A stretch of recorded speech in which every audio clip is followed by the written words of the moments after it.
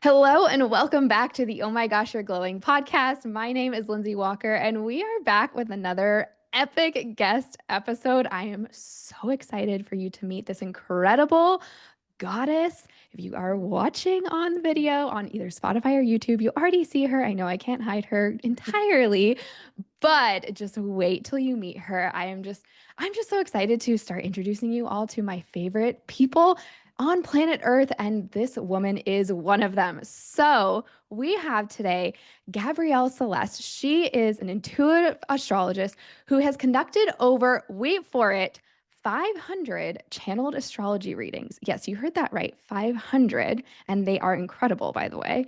She is also the co host of an internationally recognized podcast, the Spiritual Sisters podcast. If you haven't heard of them, if you haven't listened, do that right after this episode. And she is also the owner of Agua Astrology.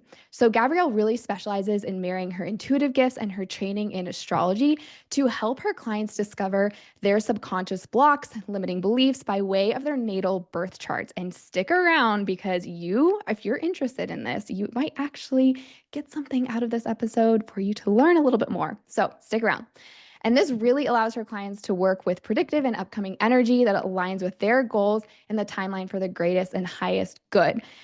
I could not be more honored to welcome Gabrielle Celesté to the podcast. So, Gabrielle, welcome. Oh my gosh, Lindsay, I was like tearing up. I was like, oh my goodness, that's so nice. And I'm just so excited to be here because I know I told you off camera, but I manifested this opportunity. And although we are friends outside of this space, it's never a guarantee and it's never an expectation, but I really wanted to come on your show because I just appreciate your journey and I love you dearly. And what a journey we've been on together as well since the time we've known one another. Yes. Oh my gosh. First off, just thank you so much for that incredibly kind compliment.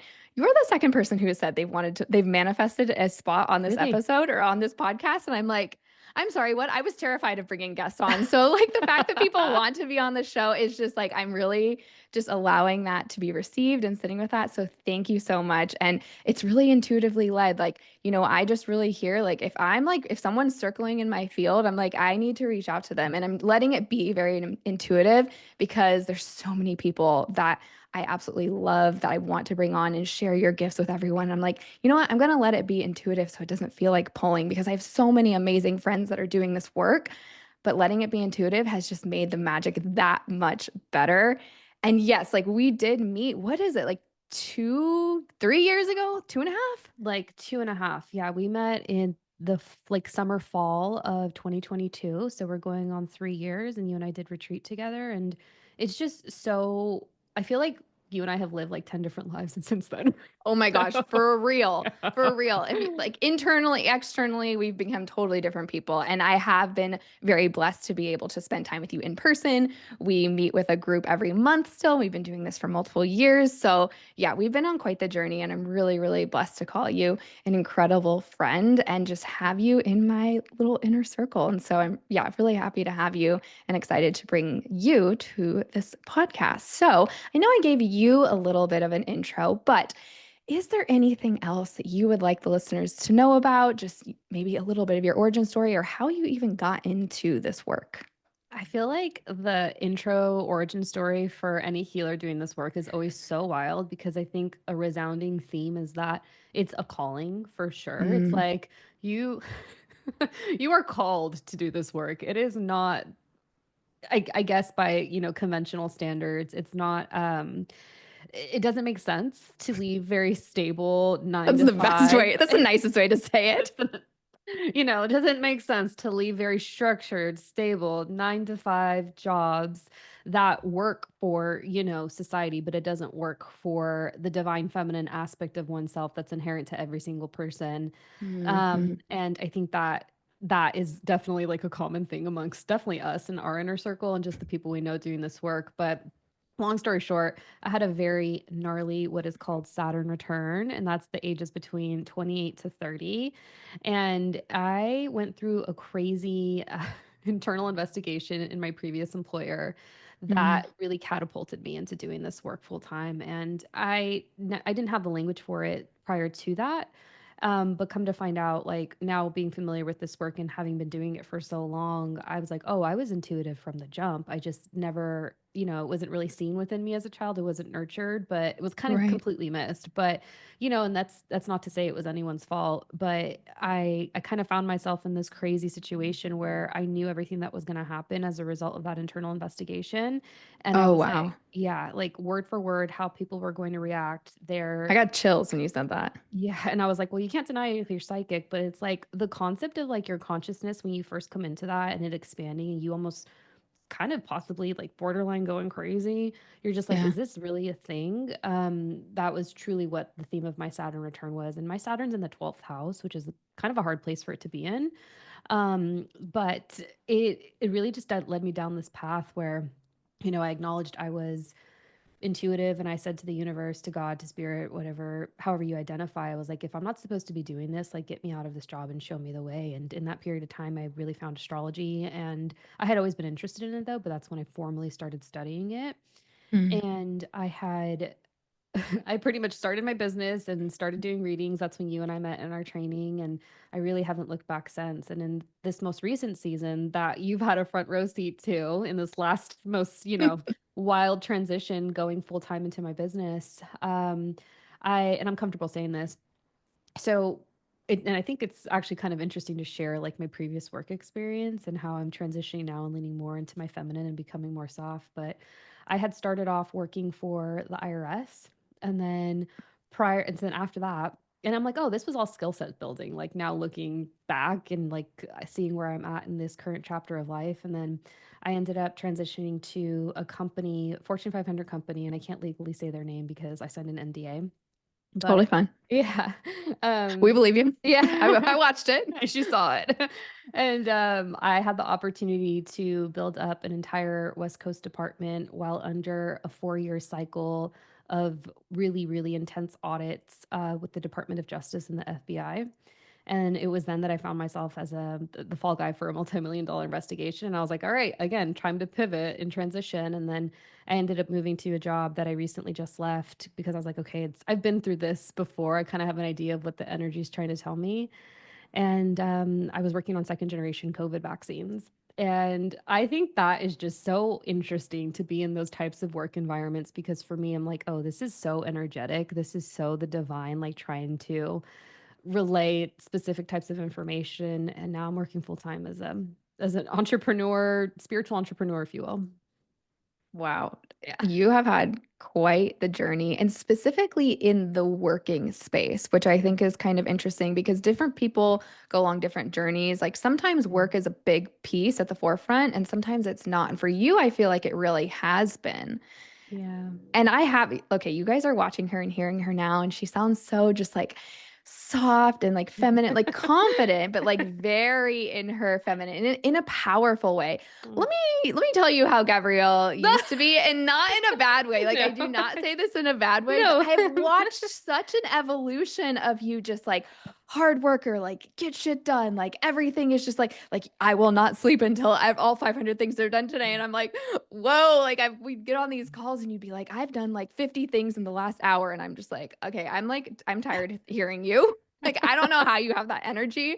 Could you share? But also just watching you internally, it feels like you've really shifted a lot and it's really shown externally, which I think is really interesting because I see in your presence, I see in your voice that all the work that you're doing internally is revealing itself externally. So I want to point that out just because I've watched your evolution. And if there's anything, you want to add to this, like please do. But I've watched your internal revolution to really shift your outside. A lot of people will say, I want to shift my outside. What stuff can I, how can I like dress differently? Which we had someone on who's a stylist. So if you want to go back and listen to that, that's, she talks a little bit about that. But, you know, how did you really start with the inside? Were you looking for an external change and, you just knew going inside was going to do it? Or did you just know something internally was not right? Like, were you even trying to make this pivot? Were you trying to be more in your feminine? Did you even know those words? How was it for you that got you to this point? Thank you so much for that question. And I also want to reflect that back to you. Like, I've just admired and witnessed your journey in the process. And I know that I've shared just like my observations and them being of admiration to you. So I really appreciate that kind compliment as well. I think that's actually where the astrology component comes in my specific birth chart. And that Mm. actually helped me to like understand how I function a little bit better. And again, like prior to 27, I really didn't have I do think I was self-aware, but I don't think I had the reasonings as to why that I would find myself, getting these gnarly tests and lessons coming up by way of my career space and recognizing that in order to soften I would need to do that, and a big part of it is because of my personal natal birth chart. And your birth chart can really, it gives you, it's almost like the roadmap for your own evolution in this lifetime, and it's going to give you the exact ways to live the most fulfilled and aligned life given the placements. And one of my placements that I have is I have my North Node in Capricorn, and North Node's where you're going in this lifetime. And it's all, for me, it's all career. And so no wonder I'm getting Okay, reflected that back to makes me. sense now. Okay, thank you. Thank you Yeah. for confirming. Yeah. So I'm like, oh gosh. And it's in the 10th house. So it's like all career Oh, space. So I'm like, yeah, like it was that makes a lot of sense, but in that period of time too, there was I can think back to when I was specifically working corporate, not this most recent job, where I just was so aggressive because I felt like I had to be to survive in a male dominated space. Out of about 60 employees in the space, there was only 4 females and I had oh a wow. leadership position.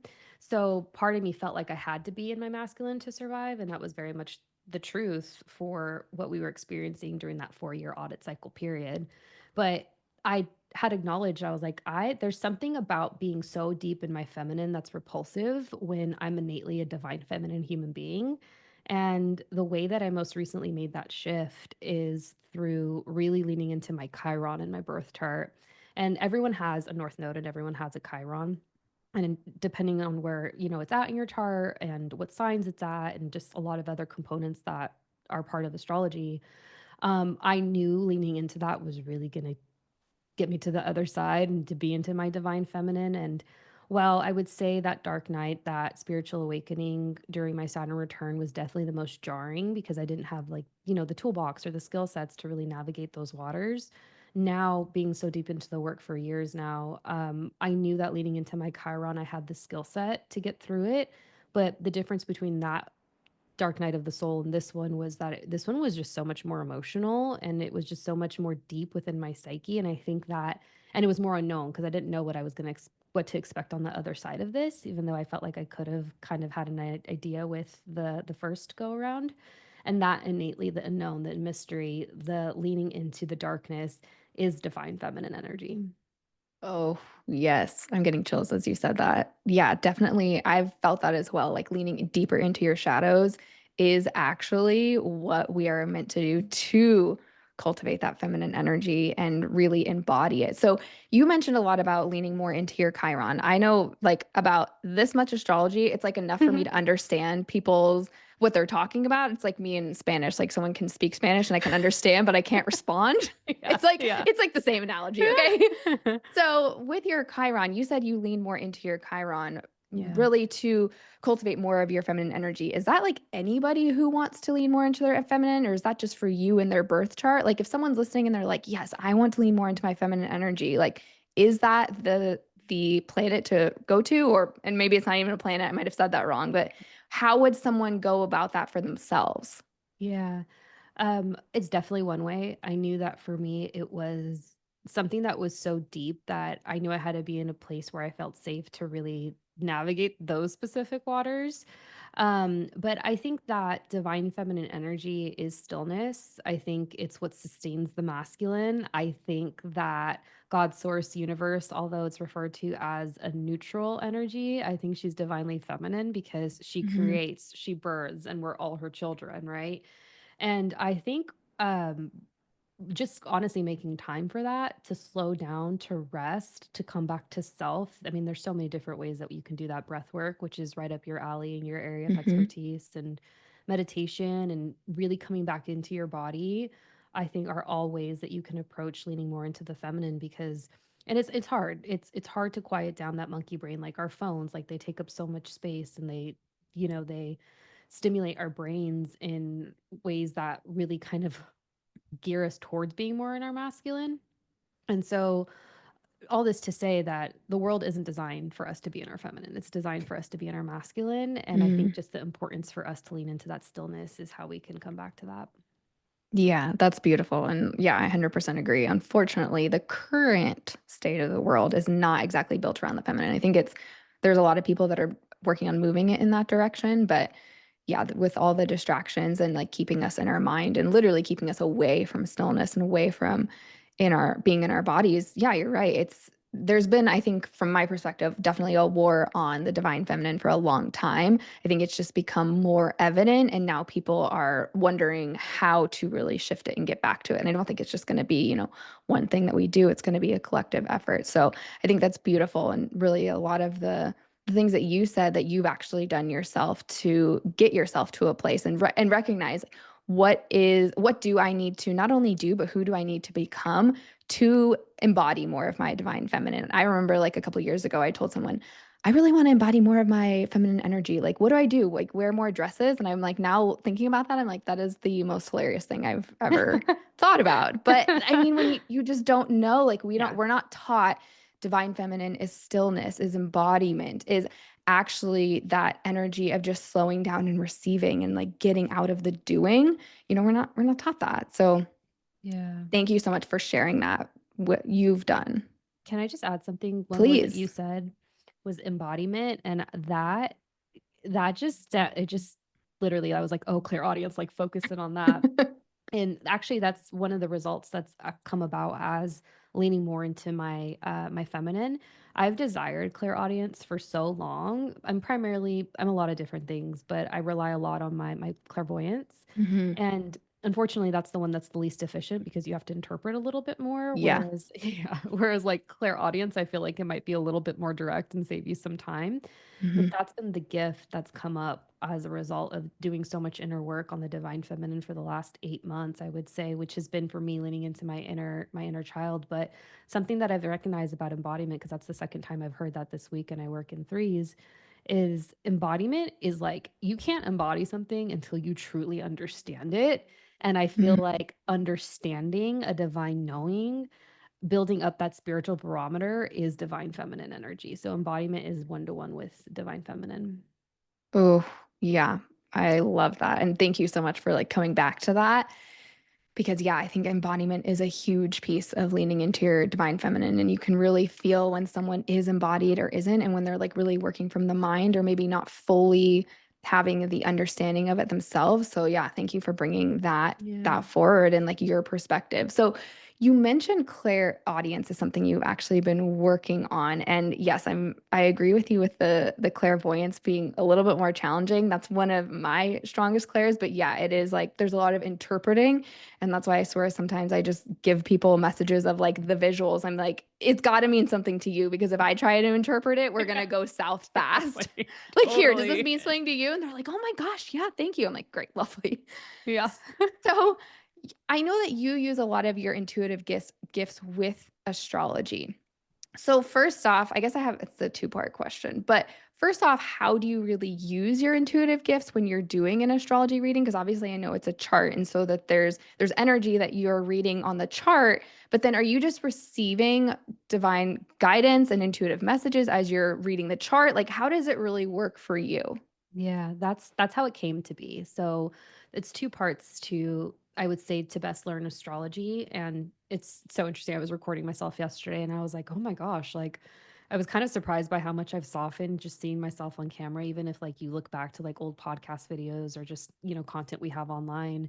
And I'm like, this is so interesting. But one of the key things that I made a point to really highlight is that astrology has been around for so long, like for thousands and thousands of years, and it's impossible to know all there is to know about it. But so overwhelm is expected. And the best way to learn astrology is 50% technical and 50% application. Mm. And because there's so many rules, right? And so Yeah. when I first started, I would say that it was a lot of like the technical understanding, the basics, like what's the structure of a chart. And then I remember specifically, I was in class one time and my our teachers had asked a very specific question, like, what is this to be true about? Was this specific placement? It was Jupiter and Sag.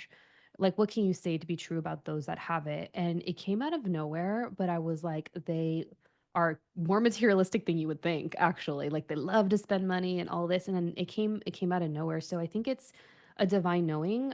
Astrology is going to work through you in the way that it wants to. And there's so many different avenues and routes that you could take. But I also did have, a general understanding of how astrology works and, like, what certain planets and placements and signs and elements mean.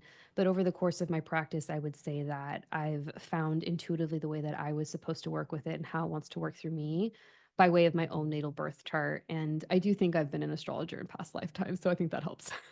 I'm sure. I'm sure if you're like this proficient and it happened that fast, like I've been Yeah. told when things come to you that quickly, like this ain't your first rodeo.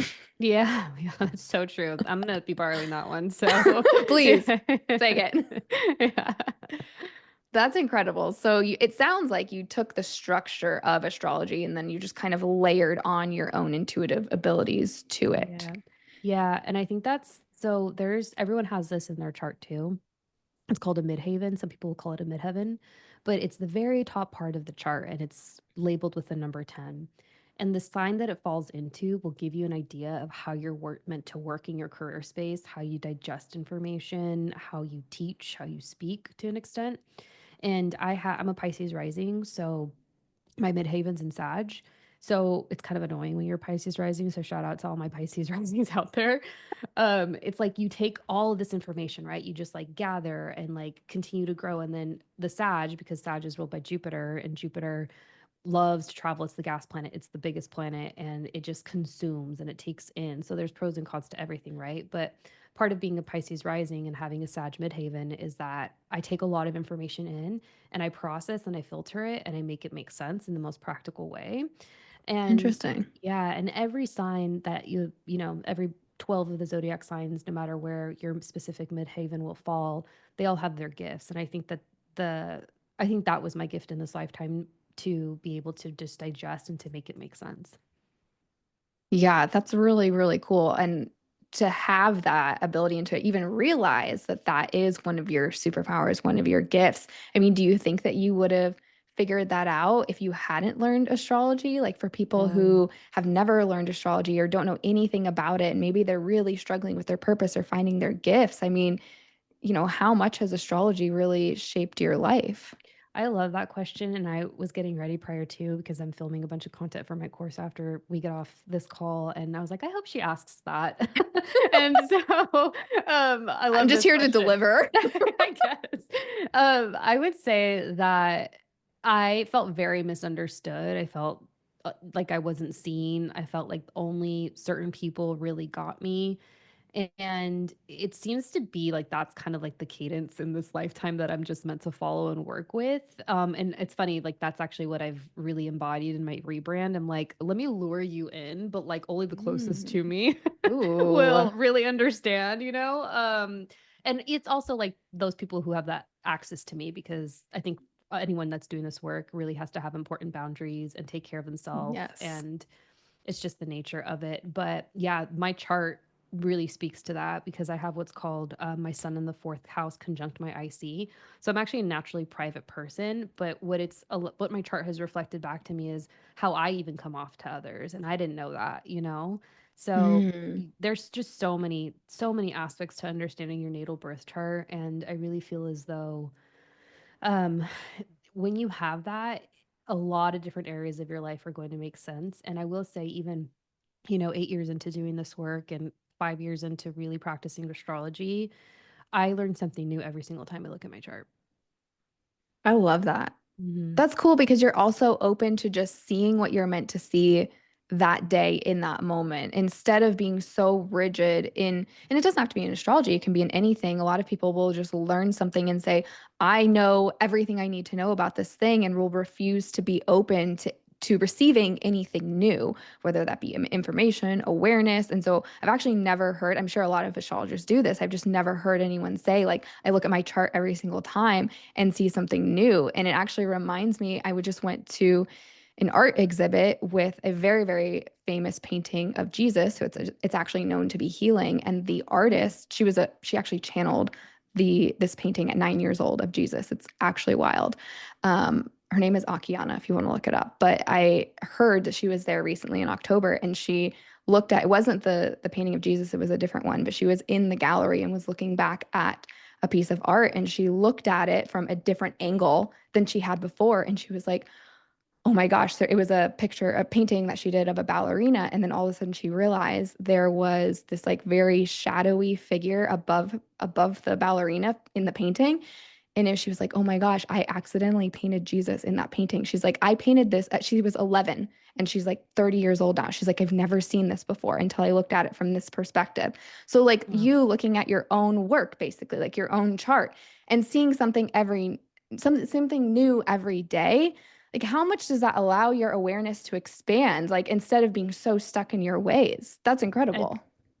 I love that you said that because I think for me, and now looking back, it makes so much sense, especially as I'm transitioning to teaching this. And I feel like that's like your practitioner and then your teacher, and then, who knows what it looks like after that. But I was like, oh, astrology opened up my clairs. Like it expanded my Mm. consciousness before I went into my, my training where we met, our training. And Hmm. so I was like, oh, that's how I'm going to be helping people. And that's my intention for this primary freshman class course of my that I'm releasing very soon. Yeah, I'm super excited about that. And we're going to touch on that in a minute. So if you're curious, interested, stick around. We're not done. Yeah.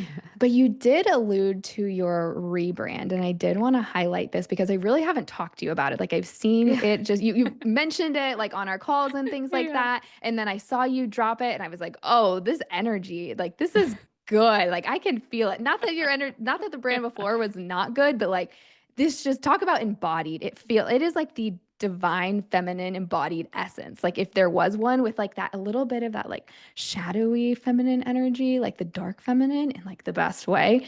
So I would love to know, what was the inspiration for the rebrand? Like what is your vision with it, and what's really your intention behind it?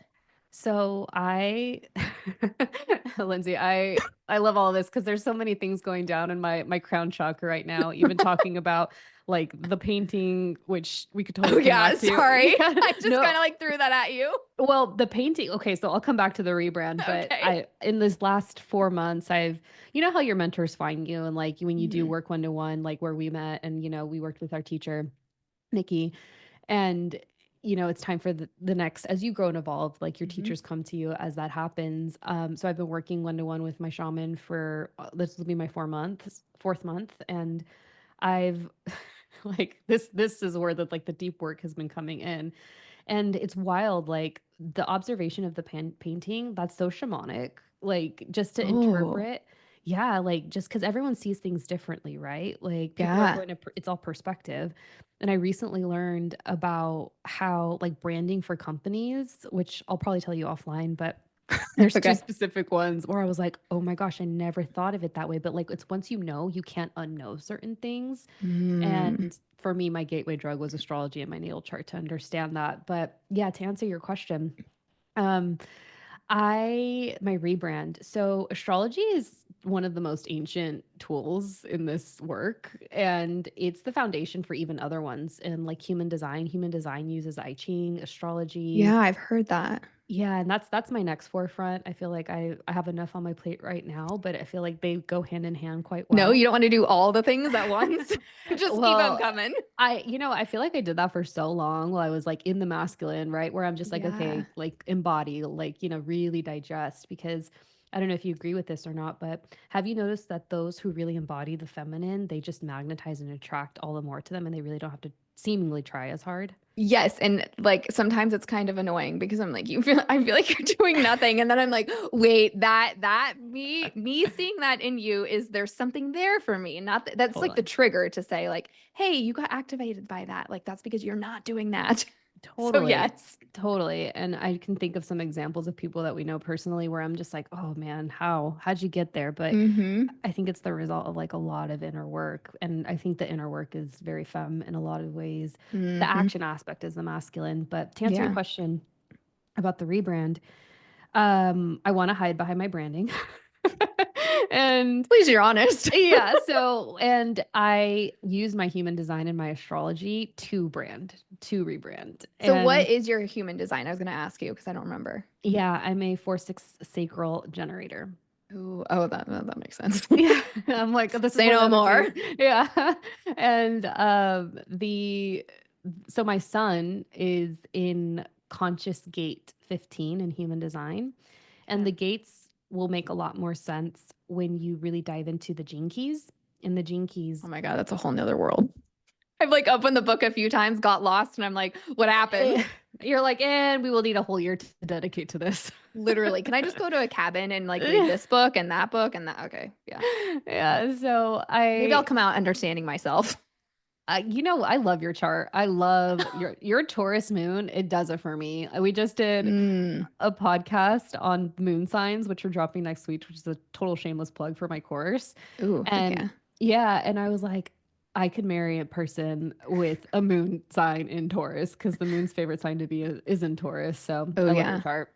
Oh, thank you. Thank you so Yeah. much. My chart thanks you. So yeah, my human design, my son in 15. 15 just magnetizes, it attracts, it does nothing. It's based on nature. I think um because I was born on the solstice, summer solstice. Oh, that's right. Yeah, that determines the gate that the sun's in. And depending on like obviously your date of birth. And the description in the gene keys, I want to say it makes reference to a rose, but the rose in this world has so much meaning and depth, and you can learn a lot about a rose in the spiritual community. And so I was Mhm. like, okay, we're going to do that. And then I also think that because we've been in the work for so long, because that's the thing with intuitives, like you can sense the goodness that's on the other side of this and like what's coming for you. And I think that's where the impatience comes from. But You just I, described my life. uh, well, you just finished your Saturn return too. So what's beautiful So it's about supposed to be that? good or bad. No, it's good because after Okay, the great. Saturn return, that first year, it's like the payoff is so there, especially if you've been doing the work, which you have been. So yeah, Look at I'm my excited. spiritual muscles. Yeah, seriously.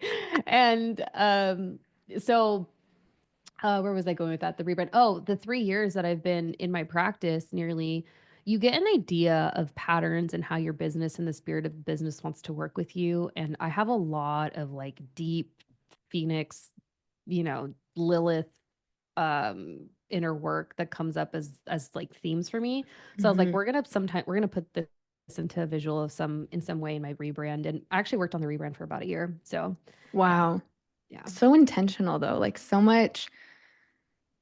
Yeah, I guess the only word I can really come up with is intention behind it. And it's felt like once you like you've been sharing it and it dropped, I think it can take however long you want it to. It doesn't have to be like multiple years. It could take, if that for you is like a week or whatever, but it feels very intentional. And I think that's sometimes hard, especially in this type of work when you're creating offers or you're the one creating the creativity behind the business and the brand and everything.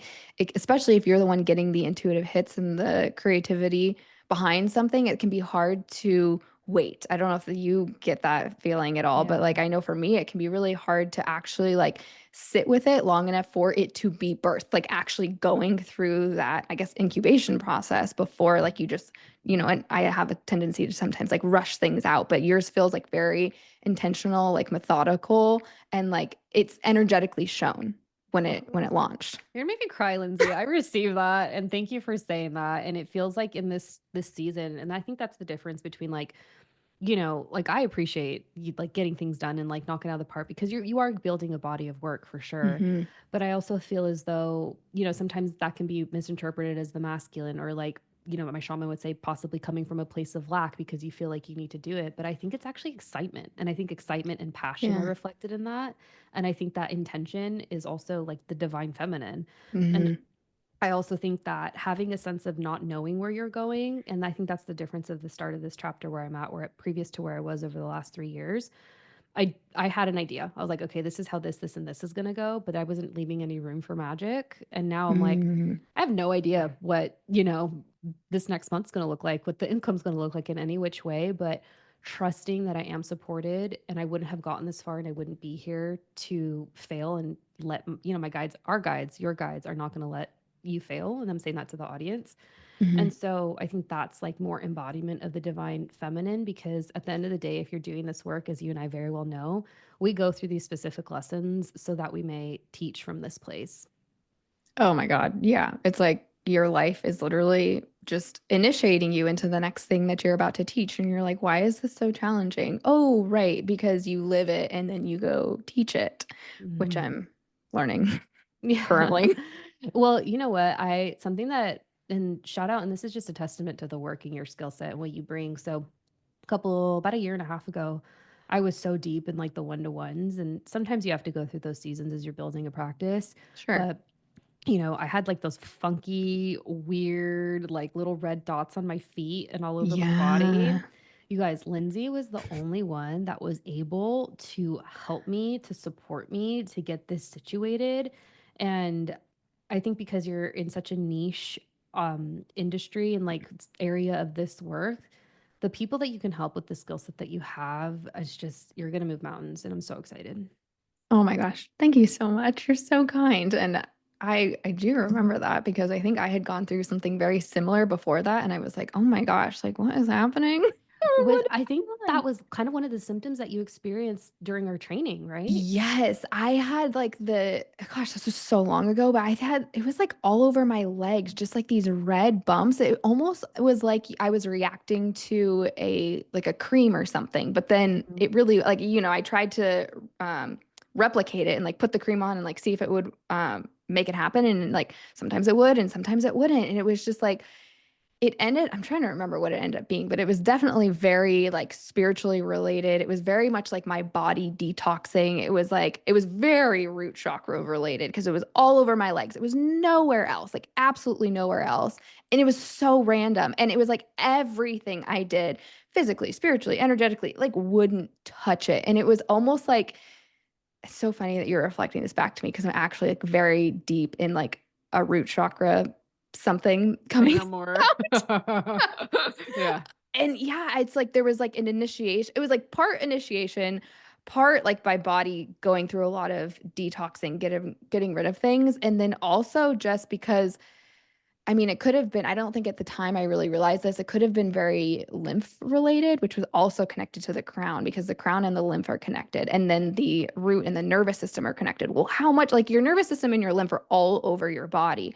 And it's also the root grounded to the earth and then the crown connected up to your higher self. Like that's where I was learning to receive divine messages, but grounding myself into the earth while my body was like trying to, you know, let high vibrational light into my body to hold it. So there was like so much going on at the time. Yeah, man. And I think that's it's almost better that we don't know this going into this work. At least that's sometimes how I feel about I this. know. But like the body, the upgrades of what you experience leaning into this once you make that agreement, it's on another level. Yes, if someone would have told me that, I don't know if I would have signed up. I like was signed up with curiosity and like being so intrigued, like, ooh, I can read other people's energy. Like, this is great. And then like starts the massive life initiation. And I was like, oh, what happened? Like, I just got out of like a bunch of chronic illness. Like, I don't want to go through this again. This is like 2.0. And Okay. that, I yeah, don't want to make this sound like the like most miserable thing possible, but like it was a little more than I thought. Like, we all got through it and like, it's fine, yeah. but it was a lot. Yes. Isn't it wild how our guides literally con us into making these agreements? Because, like, you think about it, you going through that process was like your agreement to do this work. That's And now so you can go true. back. Oh, it's once you're in it, yes, you can't go back. You're like, oh, they like dangle the fruit in front of you and they're like, isn't this fun? And then you're in it and Ugh, you're like, I can't go back. You can't unsee it. You can't you can't. unsee anything. And like I think in this most recent season of healing, I'm still in it, but I'm coming out of it because Mars has been in Cancer and Leo, and it's going over my Chiron. It's Mm, a really interesting spot in my chart. But it's almost like you find yourself, you're just like, I can't believe like I signed up for this, but like you can't go back. You know too yeah. much. And it's like, did you really sign up for this? But it's it's like once you're awake and you take, gosh, what is it, the blue or the red pill I was just, oh my God, matrix? you like read my mind because I was about to say that. I was like, is it blue or red? Shit. We're soul family over here. Soul Oh my family. gosh. Yeah, I it's think it's like, red. yeah, Sounds I think right. so too. Red But pill. I swear I've seen the movie. Damn, it's just, yeah, it's wild. It's a whole nother world. It really is. And I know you alluded to this at the beginning where, you know, you said astrology, you've mentioned before, is like kind of your gateway drug. And also, it was like you Yeah. really weren't someone who was considered intuitive or psychic when you were little, or maybe if there was signs, they were kind of like pushed past. So, Yeah. for you, and was it really the astrology that really brought out the intuitive psychic abilities in you, or was there something else, like, or was it truly like astrology just opened every single door, or did you have other things, like what opened that door too? It totally was that. I feel like that was kinda like the permission slip I was looking for that I didn't have Mm, because I think when I was younger, whether it was, like, in the workplace or, like, amongst friends or families or just, like, even, like, the crazy predictive dreams I would have, I don't think it was given enough credit or value, and I think that's also such a metaphor for the divine feminine, like, I don't think it's given enough credit or value, especially in the Western society, yeah. and I recognize that. So I was always into it. So in our culture, I'm Hispanic, and my parents are actually both very highly intuitive, and the astrologers come from my mom's side, and then my Mhm. dad's very psychic, and so was his mom.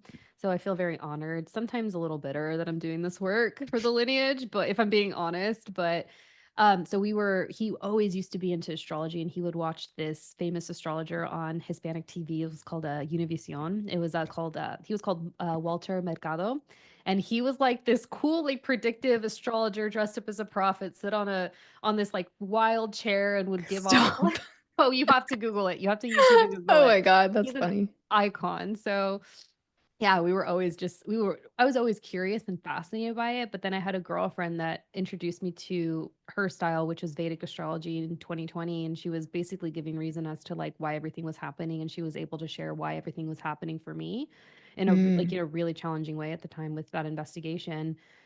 And so she told me this, and this was gonna happen. And once I observed the chart, I was like, oh, there's no going back. And so I literally had not looked back. But what I came to find, so yes, astrology definitely helped me and it gave me the language once I understood the technical aspect of it. But what I came to find during our training is that from the predictive standpoint, because there is a predictive standpoint with astrology, is that intuitives are reading into the energy of where the planets are going. So okay, I want you to talk about that because I will say, and this is just like my style. I just don't do predictive just because that's like not my vibe, but I know you do. So I would love for you to talk about more of like the predictive. Like, are you reading timelines? Are you reading planets? Like, what are you reading when it comes to the predictive aspect? it's a combination of both. At first, it was definitely where the planets were going, but I think that having that, and now I've actually inversed it. So I would look at the charts to see what was happening and be able to make predictions. But that understanding, it's almost kind of like learning the alphabet, right? Before you can actually like learn full words and create Hmm. sentences. Then, I would make sense of my intuition, and then I inverted it and I leaned more to strengthen my intuition and really look with my third eye as to like what was coming forth, and then come to find out that the astrology and the charts would then validate it. So I try not to look at that until the second half of a reading, and I try not to look at Hmm. the charts until we go into readings for that reason. But yeah, that's truly the energy of what psychics are looking into in terms of predictions and timelines. So if anything, I think now that astrology just really conserves my energy. But I Hmm. think what's really fascinating about the transits and the upcoming energy from that perspective is that there are multiple timelines. There's, some would say free will. I feel like some psychics like us don't necessarily have that, but I haven't really put my finger or on that one. But um, I will say I've noticed that I think the phenomena for me is that no one can control the planets except a higher consciousness and power. And, that's where the whole concept of like fate and free will comes in. So, yeah, it's combined for me to answer your question.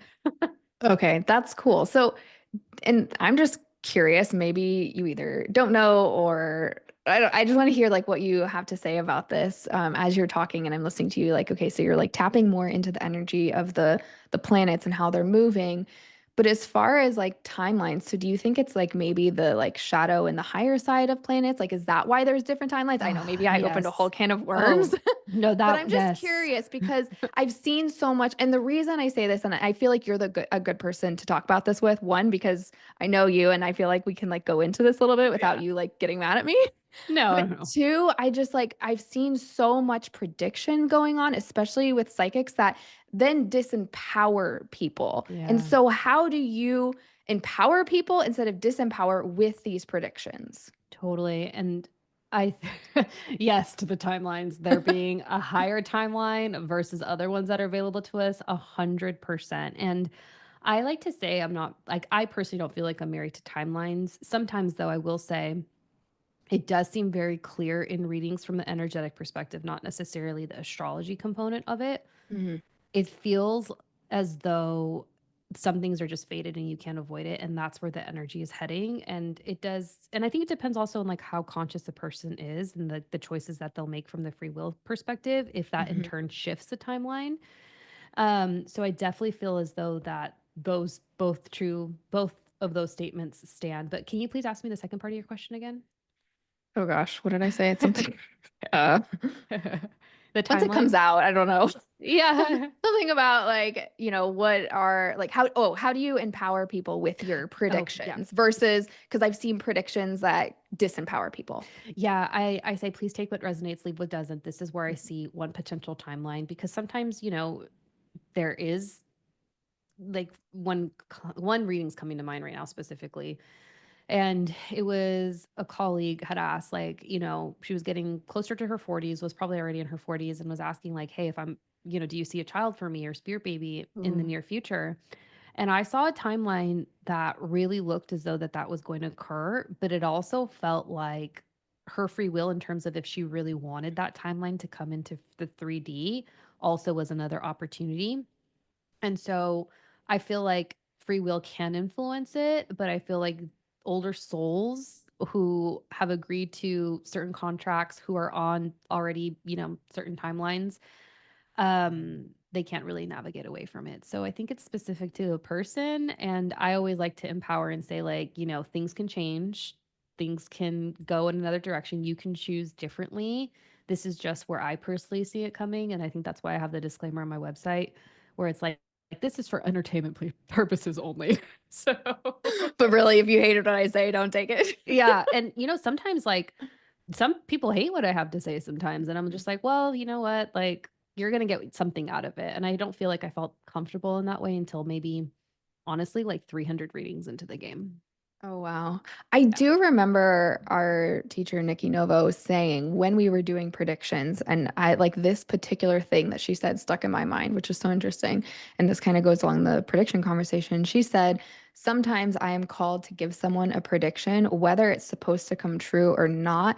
That message is meant to come through for it to either validate or activate them to make different Yes. choices. Because she's like saying, okay, well, I'm reading this current timeline that you're on. If you don't like this outcome, I'm telling you this because if you continue doing what you're doing, that's where you're headed. Yes, yes, that's the best. That's just so well said, and I completely agree with her. And it's funny, I will say I brand based off of, or at least people come to me for predictions, Mm. and I feel like that's really been cornerstone to my work and my one-to-ones over the last 3 years. But it's funny, the more that I do the divine feminine and I ground into my lower three chakras, the more like the less predictions I actually make, which I think is Ooh, that's so, interesting. yeah. And I think that's also, I think that's really interesting too, now that I'm thinking about it, and I think I'm processing in real time, is because I read for a lot of women and I read for a lot of intuitive women and I read for a lot of intuitive women who are business owners. And I feel like something that I've really noticed of clients and just the females in general is that we're innately so intuitive that sometimes it can kind of cause us to future trip, and Mm. we're in our upper four more than we probably should be, and the importance of being in the lower three is there. But I also think that that's a reflective of like a societal thing where we're just Yeah. asked, we have so much on our plates as females, right? Hmm. So I think that that's where like the balance comes in. But yeah, I've kind of gravitated away from that. And I feel like because I have a better understanding the more and more I do of the work and blocks and limiting beliefs, that I want to lean into that a little bit more so that people can jump onto the timelines for their greatest and highest good. Yeah. No, that's such a good point. It's like we're trying to, a lot of society is trying to move into more of this divine feminine culture, which, we talked about before, yet it's still like not there. So it's kind of like we're juggling, being in the upper chakras, like overthinking, but then, wanting to ground and being present. And so I think that's so interesting that you're actually seeing less predictions while you're grounding and being more in your divine feminine. That just to me is super interesting, like for you to notice even. Yeah, and I also think too, Lindsay, like I don't know what your March was like. I can't wait for our next call and I can't wait to catch up with everyone and like do the weekly or the monthly touch-ins.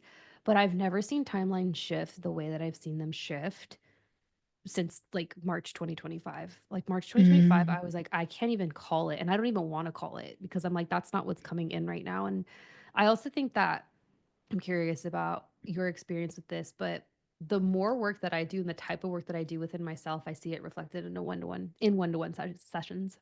Oh, 100%. Because you're not Yeah. going to call in anyone that you might call in someone maybe like a few steps ahead of you, but it's not going to be it. You're just not going to call in someone that is further ahead of you for even from like an embodiment standpoint. Like if you can't hold the person coming in, and that isn't to say like, oh, whatever you say is better than. I mean, I think that's very relative when I'm talking like frequency. Like you're just not a frequency match to certain people. And you're also Yeah. going to let some people fall away that are maybe of a slightly lower frequency. At least I see it as like you call in people that are at your frequency or maybe like just behind because you just went through whatever Yeah. they're going through and can really guide them. I think sometimes you call in people like right at your frequency and they're kind of like walking with you.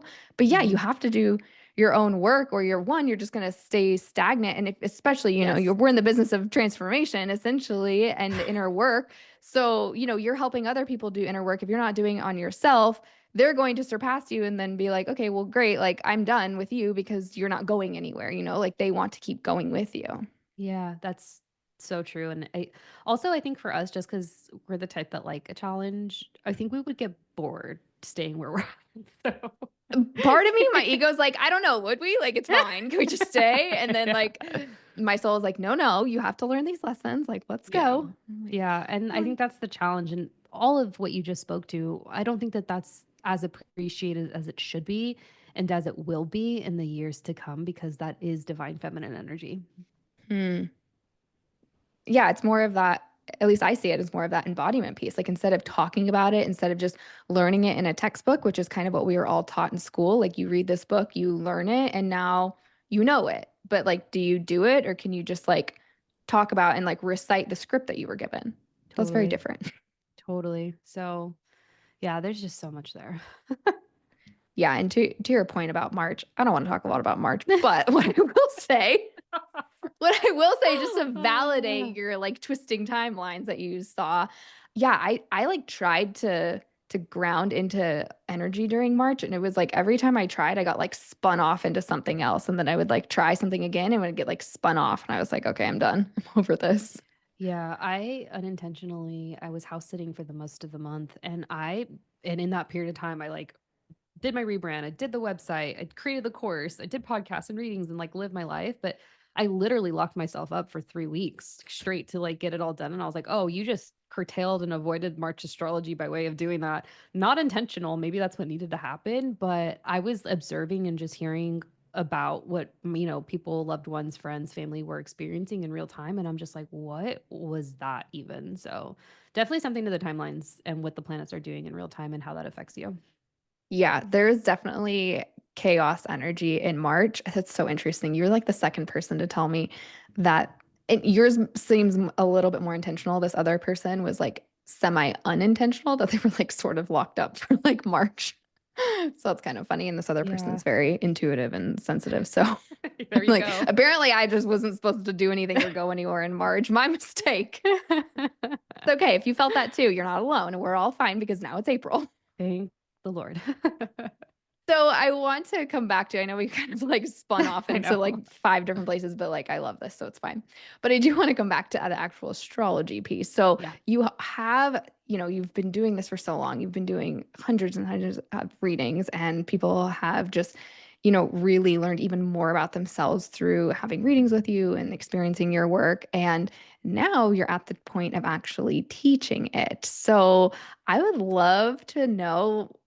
Okay, you guys, we have a super, super exclusive taste as to what Gabrielle is going to be offering next. And if you're listening to this episode when it drops, you are in luck because this offering is actually open. But can you give us a little taste of what you are going to be offering and teaching in your very first astrology course coming Oh up? my gosh, it's so crazy. It's like, oh wow, like I'm transitioning from practitioner to teacher, and yeah, like we're both teachers of the esoteric arts, which is so crazy to like really be able to say that. But I'm really excited to announce that my first course, it's called Uncharted, is going to be available now at the time of the drop of this episode, and we're starting April 16th, and we'll end on March 21st, 2025. So it's a 6-week course.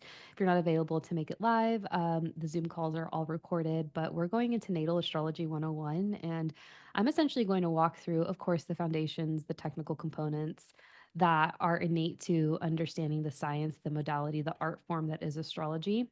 But I'm going to walk through it in the way that it's going to expand and help you develop your consciousness and your relationship to your intuition in the way that it supported me many, many years ago. And I'm really excited to just hold space for those that are enrolling. And I'm calling in 6 to 8 people because I do plan on, holding sacred space and activating Mhm. said students. And I'm just excited. It's actually the first course for, which I haven't shared. I don't think I've shared this online either, but alongside the course, it's actually going to be the first course that is a part of Agua Astrology Academy. So triple A. Oh, Yeah. So hey. yeah, it's my first online it's an online school for mystics basically, and my intention is to offer on demand and in live courses as well. And it's really just to like create a place where I can really funnel all of my teachings and learnings throughout this wild journey that I've been on. Oh my gosh, I love that. That is so cool. And I can totally see the vision, like having this be the foundation and the start of it. That is so, so exciting. So if Yeah. someone's listening to this and they're like, I don't know, like, is this for me? Like, is this for brand new people who have never learned astrology before? Should they have a little bit of experience? Like, what can someone expect to know if it's for them or not?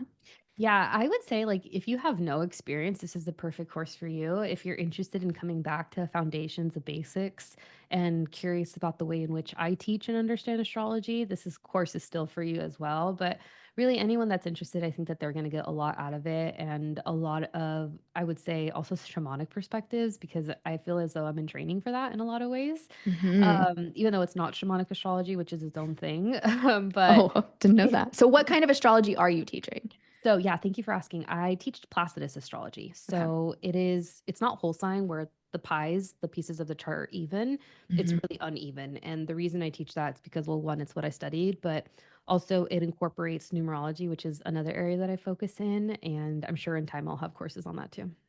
Yes, definitely follow Gabrielle, stick around because if you're like, I know astrology, but this numerology thing sounds cool, like, stick around. And for sure, if you're looking to learn astrology, Gabrielle is for sure your girl. So hop on this for this new course drop. I know it's going to be absolutely incredible. And I cannot wait for you to just experience your first course and for everyone to experience your magic as well. Because if you heard us talk about, okay, I'm sorry, we didn't mean to scare you away from, transformational work and, courses and programs and things like that. You will be fine, but you will also be very activated in Gabrielle's presence in the best way. So, Mm. anything that you're called to do, you don't have to have logic for it. Just lean in and go for it. Yeah. Thank you. Thank you so much for saying that. So, as we wrap up this episode, is there anything else that you want to say to the listeners, or just like any last minute words, or really how can they find you and work with you? Maybe, they love the course, or maybe they really want a little bit more close proximity. What do you have to offer for people who really want to work with you and resonate with you? Thank you for asking. You can find me at Agua Astrology on Instagram. I also go host a podcast with my family, which Lindsay has been on. Look up that episode, and that's at the Spiritual Sisters Podcast. My website is www.aguaastrology.com, and I'll also provide the links for Yes. AAA and the course and all the things. But yeah, hit me up, send me a voice note, send me a DM of sorts. I'm around. And Lindsay, thank you so much Awesome. for having me. You are an incredible viewer, and it just comes so naturally and easy to you. Thank you so much. I appreciate that compliment more than you know. if anyone, I'll just like break the vulnerability seal now. This is actually mildly challenging for me because I'm just like I'm working on this skill. It's a brand new skill and it's very vulnerable. Like it's live. Like yes, we're recording. I could stop it, but if you guys don't know, I don't edit these, and so I'm just trying to pick up the conversations as we go. And I really felt, and this is kind of why we end up in like 50 different places, but I love listening to those. So that's really what I wanted to create. And I just so appreciate you co-creating this space with me today with this episode. I'm so excited for you all to hear it. And just really, if you are listening, thank you so much for spending this time with us today. And I'm so happy I was able to introduce you to Gabrielle, to her magical gifts. And please, if you resonate with her, reach out to her on Instagram. I will drop all of the links below for everything that you can find for Gabrielle. Reach out to her, go sign up for her course, and just, yeah, tell her that you found her through this podcast. And we would just love to hear from you. If you have any feedback, want to shout out to us, let us know. And if anyone was coming up in your mind as you were listening to this episode, one of your friends or family, we would love it if you shared this episode with them so that we can get it out to more people and more people can hear all of Gabrielle's magic and work in this incredible conversation that we had to say today. So, Gabrielle, thank you so much for being here. Thank you for all the incredible compliments and for this incredible conversation. I could not be more grateful to have you on and to just have this chat with you today. So, thank you so much. And thank you to all the listeners who spent their time with us today. We love you so, so much. Thank you, Lindsay. Thank you, everyone. All right. I will see you in the next episode, everyone. Love you so much. Bye.